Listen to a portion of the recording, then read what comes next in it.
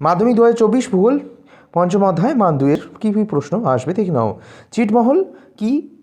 SAARC পুরো কথা কি ব্যাখ্যা করো। ভারতের সীমানা নির্দেশ।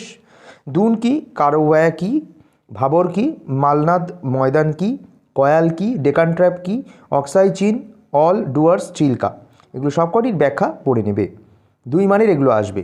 এরপর প্লাবন খাল কি? নিত্যবহ খাল কি? বহুমুখী নদী পরিকল্পনার উদ্দেশ্য কি? উত্তর ভারতে নলকূপ প্রাধান্য বেশি কেন? পশ্চিমী ঝঞ্ঝা বলতে কী বোঝো? আশ্বিনের ঝড় বলতে কী বোঝো? লু কি? আঁধি কি? কালবৈশাখী কি?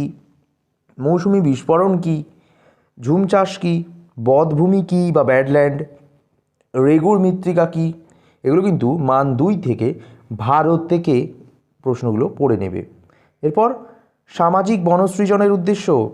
কৃষি বনসৃজনের উদ্দেশ্য অরণ্য সংরক্ষণ, যৌথ বন ব্যবস্থা, বাগিচা ফসল।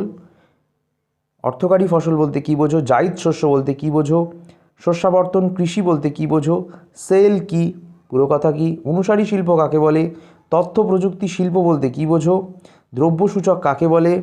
বিশুদ্ধ কাঁচা মাল বলতে কী বোঝো? ইঞ্জিনিয়ারিং শিল্প কাকে বলে? পরিব্রাজন কাকে বলে? জনবিস্ফোরণ বলতে কী বোঝো? স্থিতিশীল উন্নয়ন বলতে কী বোঝো? শূন্য জনসংখ্যা বৃদ্ধি বলতে কী বোঝো? মেগা সিটি কাকে বলে? এই প্রশ্নগুলোকে তোমরা কিন্তু অবশ্যই পড়ে নিও। এরপর আমরা পরবর্তী প্রশ্নের দিকে নজর রাখব। নগরায়ণ কাকে বলে? আদমশুমারি বলতে কী বোঝো? সোনালী চতুর্ভুজ বলতে কী বোঝো? পূর্ব পশ্চিম সংযুক্ত করিডর হীরক চতুর্ভুজ কাকে বলে? পুনর্রপ্তানি বন্দর বলতে কী বোঝো? ইন্টারনেটের গুরুত্ব লেখো। এরপর এই অধ্যায় থেকে 3 ও 5 মানের প্রশ্ন গুরুত্বপূর্ণ কোনগুলো দিয়ে দেবো। পাশে দেখো, প্রশ্নের পাশে দেখো মান লেখা আছে। প্রথম প্রশ্ন, পূর্ব উপকূল ও পশ্চিম উপকূলের পার্থক্য 3 মানের আসবে। পূর্বঘাট ও পশ্চিমঘাট পর্বতমালার পার্থক্য 3 মানের আসবে। ভাবর ও তরাই পার্থক্য 3 মানের আসবে। মালনাদ ও ময়দানের পার্থক্য এটাও 3 মানের কিন্তু অবশ্যই আসবে।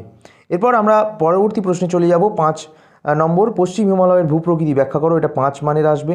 6 নম্বর প্রশ্ন, অতিরিক্ত ভৌমজল উত্তোলনের ব্যাখ্যা করো, এটা 3 মানের আসবে।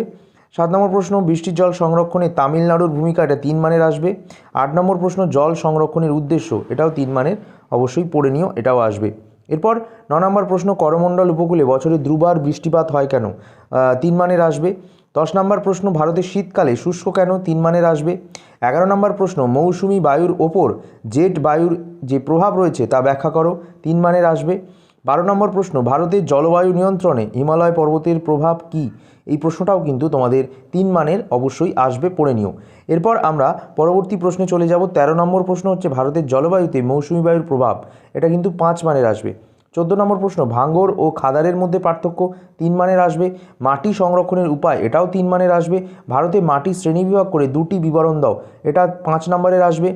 চিরহরিত পর্ণমোচী অরণ্যের পার্থক্য, এটা 3 মানের আসবে। 18 নম্বর প্রশ্ন, সামাজিক ও কৃষি বনসৃজনের পার্থক্য, এটাও 3 মানের আসবে।